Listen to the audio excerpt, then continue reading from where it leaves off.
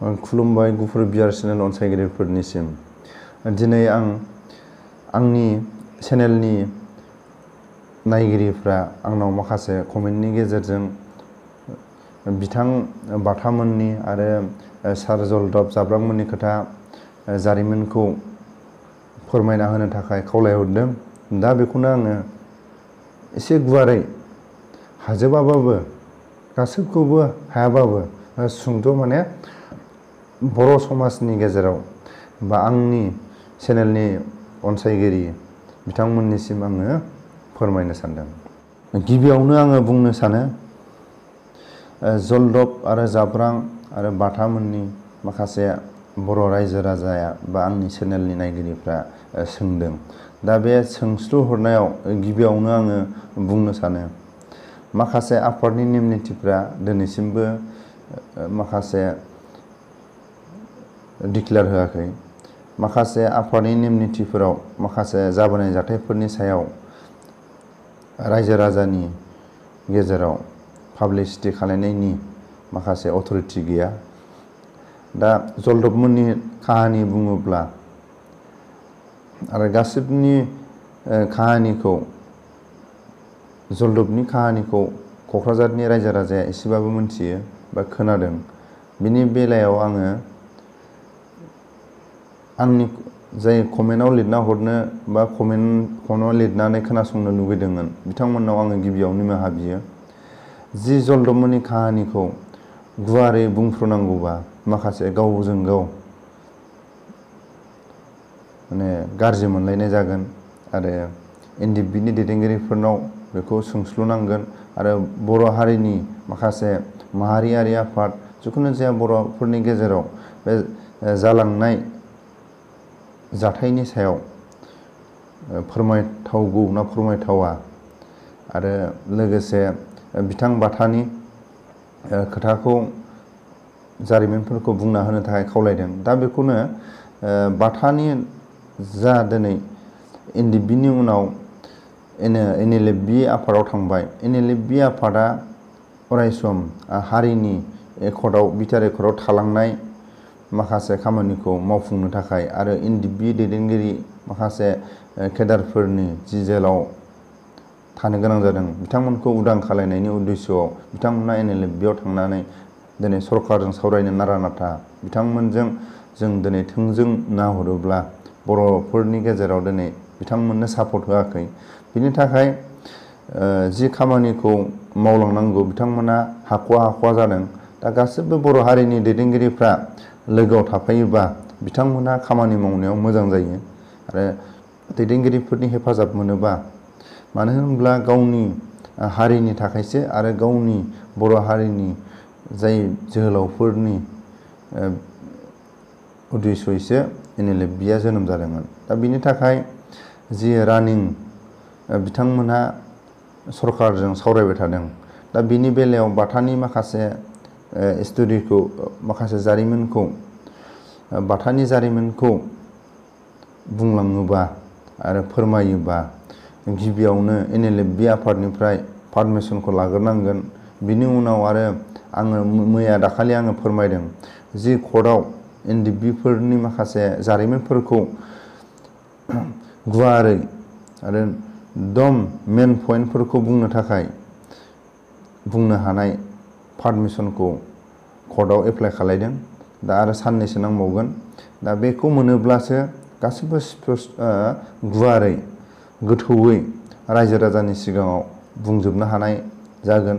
बाख्ल' बुख्ल' बुङालासिनो सासेनि जारिमिनखौ सासे बुंजोबनो हानाय सानसेयावनो जाबावनाय नङा। ओरैबायदि माने गोलाव सासे मानसिनानो बोसोरबाबो NDFBनि जारिमिनफोरखौ फोरमायजोबनो हानाय नङा। बेनि थाखायनो सासे मानसिनिखौ खमावबो मास मोनसेबो नांफ्रामबावगोन। ओरैबायदि माने काहानिफ्रा। दा बिनि थाखायनो जाय बिथांमोननि सोंस्लु हरदों बे सोंस्लुनाय जारिमिनफोरखौ मोनथिनो थाखाय उननि समाव नुलांगोन। दा बेखौनो आङो निमाहा बियो। जाय बिथांमोना आंनि चेनेलनि गेजेरजों मोनथिजानो लुबैदोंमोन। दा जिखुनु जाया दिनै बाथाया NLFB मोनसे रानिं सरकारजों नारा नाथा दिनै सावरायगासिनो दं। बे सावरायनायनि बेलायाव माखासे जारिमिनखौ जुदि फोरमायनो थाङोब्ला बे सावरायनायाव उसुबिदाबो जाहैनो हागौ। दिनै लोगोआव एखे लोगो थालायनो मोनाखैब्लाबो आरो एखे लोगो आफादाव माने खामानिफोरखौ एखे मोनलायलाया, माने आलदा जुदा माखासे दैदेनगिरिफ्रा खामानि होयो। दा सोरबा बायदिया आफादाव थानानै सिलाय दांनो मोनैबो दं, आरो सोरबा बायदिया सिलाय गरसेबो गावनो मोनैबो दं। सोरबा बायदिया गारियावनो माने मोनसे NDFBनि संग्रामखौ खालायबोदों। सोरबा बायदिया सिटियाव थानानैनो माने गावबा गाव दैदेनगिरिफ्रा जाय जेरै हायो ओरै खामानि होनानै माखासे हारिखौ जौगाहोनो थाखाय माखासे आफादखौ सालायबोदोंमोन। दा नों गासैखौबो जुदि मोनथिलायोबा आफादनि खामानि मावनो गोनां खामानिया साक्सेस जाया। दा रायजो राजायाबो मिथिखायो, मानो होनब्ला बेफोरखौ उननि समाव आं जि रायजो राजानि सिगाङाव फोरमायदोंमोन, बे जारिमिनफोरखौ स्पष्ट हायाबाबो सानैसो जोङो लिरगिरिखौ आखायाव लादों। दा बे लिरगिरिफ्रा आवगायदों। बर' फिल्म बानायनो थाखाय आरो माखासे बिजाब बानायनो थाखाय बिथांमोना लिरनानै होनायनि थाखाय फ्रियावनो लिरना होगोन होननानै बिथांमोना आवगायदों। दा बेखौनो जोंनि जाय सानैसो लिरगिरिफ्रा आवगायनायाव जों दा ससे लिरहोनानै दं। सम नांबावगोन, सम बा फुरा जायोबा आरो पारमिसनखौ मोनोब्ला बर'फोरनि फिल्मखौ जोङो गोलावै हायाबाबो दैदेनगिरिफोरनाव जों माखासे हेफाजाब बिनानै जों बे फिल्मखौ बा माखासे काहानिफोरखौ जों बिजाबखौ बानायनो नाजादों। आरो काहानिफोरखौ बानायनायाव आरो कर्टनिफ्राय पारमिसन मोनोबा बर' हारिनि दैदेनगिरिफोरनाव पारमिसन लाग्रोबावगोन। जों ओरैबायदि मोनसे नाजादों। बे नाजानायाव बर' हारिनि गेजेराव उसुबिदाफोर जागोन नामा, बेफोरखौ गासैबो सोंस्लुनानैसो खामानि मावनाय जागोन। बर' हारिनि गेजेराव अनसायोब्ला बेफोरखौ गासैखौबो खालामनायनि जाफुंसार जागोन। दा बिनि थाखाय आङो बाथानि, जलदबनि आरो जाब्रांनि माखासे काहानिखौ दैदेनगिरिफोरनाव सोंस्लुनानैसो गुवारै फोरमायनो हानाय जागोन। आरो जोंनाव बा आंनाव दंमोन बिथांमोननि ससेबाबो बुंनो हानाय, नाथाय जलदबमोननि माखासे गोथौ रहस्य माने खोथा पइन्ट हाबनानै दं। दा बेफोरखौ जाय NDFBफ्रा दंमोन सिगां, बिसोर गुवारै मिथियो। आरो लोगोसे जायफ्रा साखाथि फाखाथि आफादजों लोगोआवनो थाफायो बिथांमोना स्पष्ट मिथिखायो।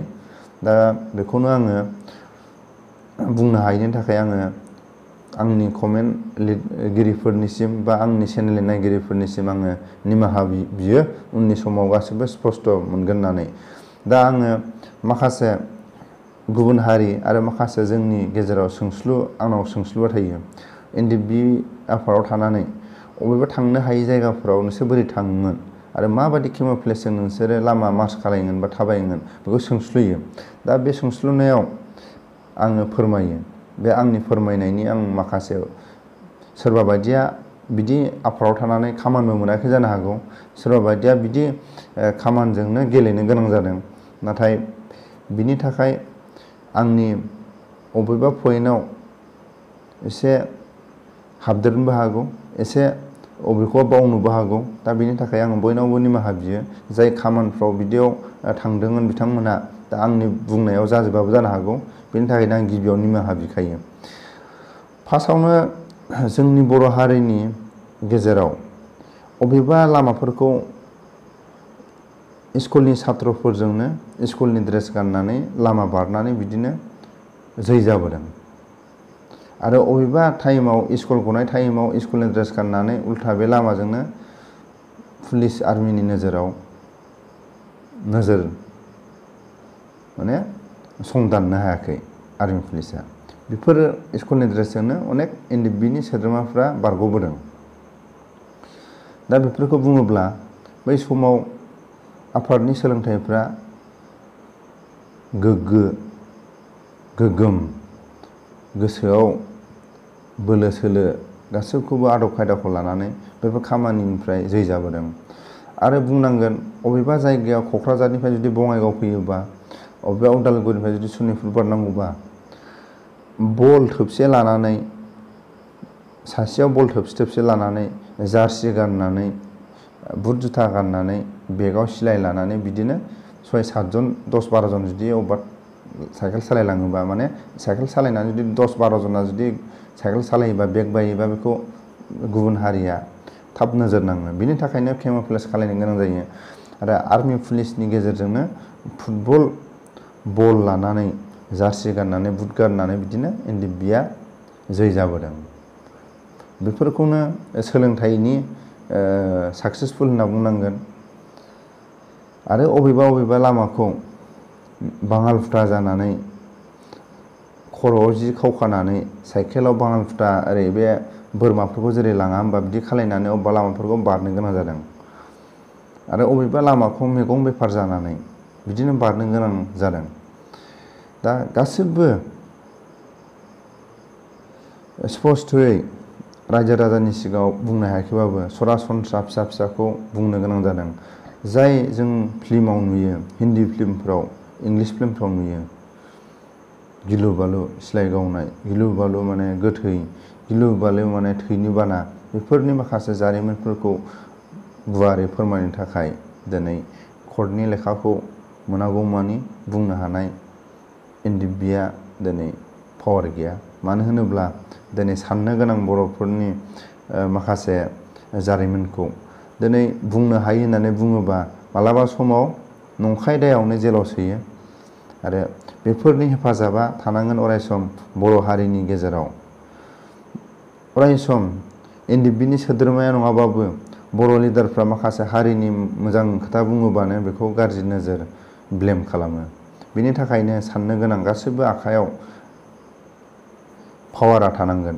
बिनि थाखायनो जि गासिबो स्पस्ट' बुंनो थाखाय जेरै बर' बिमाया माब्रै रेप खालायजादों, माब्रै आलाय सिलाय गावथारजादों, माब्रै रायजो राजाफ्रा सासन होजादों आर्मि पुलिसनि आखायाव, बेखौ स्पस्थ'यै उननि समाव खोनानो मोनगोन आरो फोरमायलांनो थाखाय जोङो नाजाबाय थागोन। बिनि थाखायनो आङो दिनैनि कन्टेन्टआ बारा मोजां जायाखै आरो माखासे सोलोंदोंसो। दा माखासे रावफ्राव अबेखौबा थाब बुंबा अबेबा स्पेलिंफ्रा जाजोबा, जाहाथे बेफोरखौ सुद्रायनानै खोनासङो।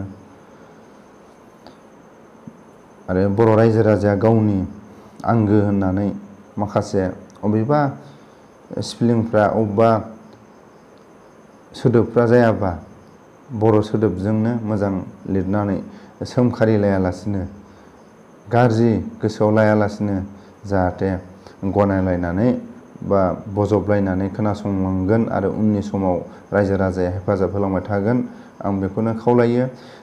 आं दिनै सरासनस्रायै बिथोरि खोथाखौ माखासे आङो बुङासै, उननि समाव बुंगोन। दा आङो गिबियावनो जि बुंदोंमोन गिबिनि रावाव, दा एसेबाबो आंनि नायगिरि अनसायगिरिफ्रा एसेबाबो हमनो हाखाबाय। गिलु बालु बुंस' हायै हिन्दी फिल्मफ्राव, इंलिश फिल्मफ्रावसो नुयो जोङो उरायलाबायनाय, बायदिना बिरदावलाबायनाय। बेफोरखौ उननि समाव स्पस्ट' मोनगोन जेब्ला पारमिसनखौ मोनगोन। खोनासंनानै नेनानै था। आरो जायफ्रा खोनासंगोन बेफोरो गाबनो गोनांबो जानो हागौ। ओरैबायदि जारिमिनफोर दं आलाय सिलाय, बेफोरखौ माने उनाव रायजो राजाया बजबनानै बा गोरोन्थिनि माखासे बुंलांनाय गोरोन्थिया जाखायो। मानो होनोबा दैदेनगिरिफ्रानो सानफ्रामबो बुंबाय थाग्रा, सानफ्रामबो बिजाब लिरबाय थाग्रा, सानफ्रामबो निउस होग्राफोरनानो मालाबा गलथि जायो। मालाबा जोङो हारसा निउसावबो भुल हल होननानै बुंफ्लांलायो। दा जोंथ' माने सानफ्रामबो बिदि बर' समाजनि गेजेराव रादाब फरायनाय बा सानफ्रामबो MLA मिनिस्टार बादि माने नंगौ खोथाखौ नङा, नङै खोथाखौ नंगौ, जोंहा बिदि मोनसे सोलोंथाइ लानाय गैया। मानो होनबा MLA मिनिस्टार जानोबा नोङो फार्स्टआव राम लखननि नोङो बिजाबफोरखौ टिउसन लाग्रोनांगोन। माखासे नोङो बुंनो हानाय सल'बाथाफोरखौ मोजां बुंनो हानाय नोङो सोरखौबा नोङो सप्तासेबाबो नोङो बिसोरखौ गाव मोजाङै सल'बाथा खिन्थानो रोङाबाबो मालायनिफ्राय नोङो सोलोंना लाग्रोनांगोन। जाय मानसिया गोदै सल'बाथा खिन्थानो रोङो बिसो MLA मिनिस्टाराव जायगा मोनो। बेनि थाखायनो जोंथ' MLA मिनिस्टारबो नङा जाहैबाय, जोंथ' नंगौसो खिथायो। नङैयाव जोंथ' हायै रावखौ जों हागोन होननानै जों बुंनो हानाय जोंहा अधिकार गैया आरो जोंनि गोसो गोरबोआव बिदिबो फैयाखै सोरखौबा थगायनांगौ ओरैबायदि होननानै। दा गावनि हारि बिमा बिफाखौनो गावनि बिदा फंबायखौनो माबोरै थगायनो, दा जों बिनिफ्राय जानगार थानाया मोजां। बिनि थाखायनो आं खावलायो जाहाथे जोंनि गेजेराव NDFBनि सोलोंथाइखौ लानानै अनेक गावबा गाव सोरबाया मैगं बेफारि जानानै, सोरबाया गारि हेन्डिमेन जानानै, सोरबाया फाग्ला जानानै बिदिनो अबेबा लामा देन्जार लामाफोरखौ उदां जाबोनो हादों।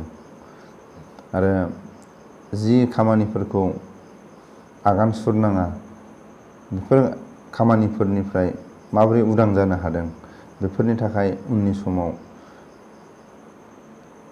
खोनानो मोनगोन। दा आं बारा गोलाव बुंनो सानाखै, आं फोरमायदों बेयाव जाहाथे एसेबाबो अबेबा रावा जुदि मोजाङै स्पष्ट जायाखैबाबो एसे मोजां खोनासंनानै एसे सुज्रायनानै गोसो गोरबोआव बजबनानै जाहाथे नायो, खोनासङो आरो उननि समाव फोरोंहरबाय थागोन होननानै आङो आसा खालामो। आरो जोबथारनायाव दिनै मोनसे दुखुनांथाव राबन आफादाव राफोद बर' मेलेम नालाय माबाया उफादिया मामोन बावलायबाय, थाब बावो। मानो होनोब्ला टेनसनफ्रा माने मेन्टेलि बर'फ्रा टर्चाराव थाबाय थायो, बिनि थाखायनो बावो। नामखौ गोसोआव दं, बे उफादिखौ माबाबाय। जेरैबायदि जों दिनै सारादुआव मैयानि जि सारादुआव जोङो नुबाय, बे सारादुआवथ' माने ओरैबायदि लाजिथावना, जेरैबायदि बर'फोरनि गेजेराव हेफाजाब होनांगौमोन दिनै गैया नङा। दिनै NDFBनि बेकग्राउन्डआव थांना दिनै MLA MCLA जाबाय। दिनै MLA MCLAफ्रा जुदि 10,000 हरोबाबो बेसेबां थाखा जायोमोन।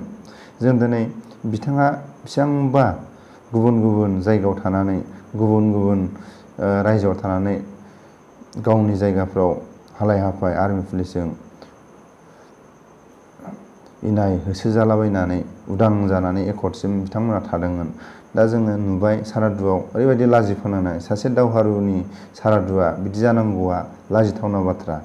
दिनै सोरबा आफादनिया जानायमोनब्ला दिनै माबायदि सारादु जागौमोन, बेखौ माने साननो गोनां। दा बिनि थाखायनो माखासे NDFBनि केडारफोरनाव दिनै रां रुफाया गैया। दिनै जाय बिथांमोनहा MCLA जाबाय, MLA जाबाय, सोरबा बायदिया बिदिनो मिनिस्टार जाबाय, नाथाय रावबो थाइसेबो NDFBनि केडारफ्रा मुंख्लं जायोबा सहाय होआ। दा आं बिनि थाखायनो मोनसे रिकुवेस्ट खालायो, आं खावलायो जाहाथे आंनि बुंनायाव गोरोन्थि जायोबा आङो हाजासे खोमा हमनानै आङो निमाहा बिगोन। दा बेखौनो आं मोनसे जोबथारनायाव NDFBनि जानानै आङो खावलायो। जाहाथे जोङो दिनै नुदों बर' समाजनि गेजेराव मालाबा नांगौ जायो हरखाब सहाय खालायनो गोनां खावलायो। दिनै रावबो बर'फोरनि माहाजोनानो जा, थिखादारफ्रानो जा, बिजनेसमेनानो जा, माखासे पलिटिकेल माखासे राजनितिकनि दैदेनगिरिफ्रा दिनै बेफोराव थाब थांस'वा, मोनहैस'वा, खोनासंस'वा। दिनै बिनि थाखाय आं खावलायो जे दिनै NDFBनि केडारफ्रा हेफाजाब होनो लुगैयो, नाथाय दिनै आखायाव रां रुफा गैया। हाग्रा बंग्रा बेसेबांबा बिमा बिफाखौ नागारनानै, गामिनि रायजो राजाखौ नागारनानै जि थाइसे थाइनै दंमोन बे केम्पफ्रावनो जानानै दिल्लीफ्राव थांलु थांला खालायनायावनो आरो बिदिनो केम्पफोर सालायनायावनो दिनै जिर' जाना थादों NDFBफोरनाव। बिनि थाखायनो आङो मोनसे खावलायनाय, बर' हारिनि गेजेराव 30-35 लाख बर' दं होनना बुंदों।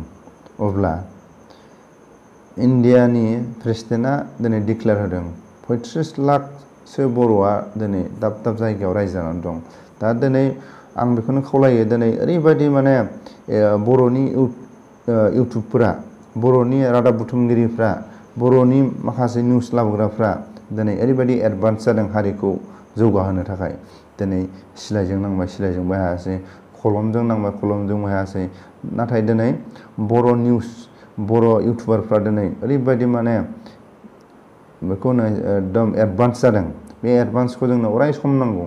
दा आं बिनि थाखाय खावलायो जाय बर' इउटुबारफोर दं, जाय बर' रादाब बुथुमगिरिफ्रा दिनै दरमा गैया, मुं गैया, रावनिबो हेफाजाब गैया, दिनै खना खनला थांनानै बिथांमोना दिनै बर'फोरनि जारिमिनफोरखौ, बर'फोरनि खैफोदाव दिनै एडभान्स जादों आरो बर' इउटुबारफ्रा एडभान्स जादों। दा बिनि थाखायनो आं खावलायो बर'फोर 30 लाखखौ जों लाला, 30 लाखखौनो हमना लाबाय। 30 लाखआव खमावबो 20 लाखनियाव मबाइला गंनै गंनै दंखायो। अब्ला एसेबाबो जुदि इउटुबारफोरखौ, बर' रादाब बुथुमगिरिफोरखौ जुदि हेफाजाब होयोब्ला, इउटुबारफ्रा ज' जालायनानै ओरैबायदि सांग्रां जों दिनै नुदों बर' इउटुबारफोरखौ, सोरनिबा दिनै माबा मोनसे खैफोद जायोबा दिनै बर' इउटुबारानो जा, बर' निउस रादाब बुथुमगिरिफ्रा बिसोर माने एडभान्स होयो। दा बिसोरनि थाखाय हेफाजाब होनो थाखाय गासिबो मबाइल नायगिरिफ्रा सहाय खालायलायोबा, शेयार खालायनानै बिथांमोननि चेनेलखौ एसेबाबो जौगाहोलायोबा जाहाथे उननि समाव हेफाजाब होलायनो थाखाय गोरलै जागोन। बिनि थाखाय आं खावलायो जाय बर' माहारिनि गेजेराव बर' इउटुबारफोरखौ, बर' रादाब बुथुमगिरिफोरखौ जुदि बर' हारिया अनसायनानै जौगाहोयोब्ला उननि समाव जाहाथे खैफोद आफोदाव बेमार सेमारानो जा, सोरनिबा NDFB फोरनि मुंख्लंआनो जा, सोरबा आबसुनि दैदेनगिरि मुंख्लंफोरानो जा, माबा मोनसे जुदि खैफोद जायोबा बर' इउटुबारफ्रा एडभान्स सहाय होनो हानाय बायदि एसेबाबो बर' इउटुबारफोरखौ गोजौआव थिखांनो नाजा। गुबुन हारिफोरखौसो शेयार खालामलाबायना होयो। गुबुन हारिया बर'फोरखौ सहाय खालायनाय मालाबाबो जों बेलेग चेनेलफ्राव नुवा। दा बिनि थाखायनो बर' हारिया, बर' इउटुबारानो जा, बर' निउस रादाब बुथुमगिरि लिरगिरियानो जा, जारिमिन लिरगिरिफोरनियानो जा, हेफाजाब होलायनानै एसेबाबो जौगाहो आरो उननि समाव बर' इउटुबारफ्रा जाहाथे हेफाजाब होनो हायो।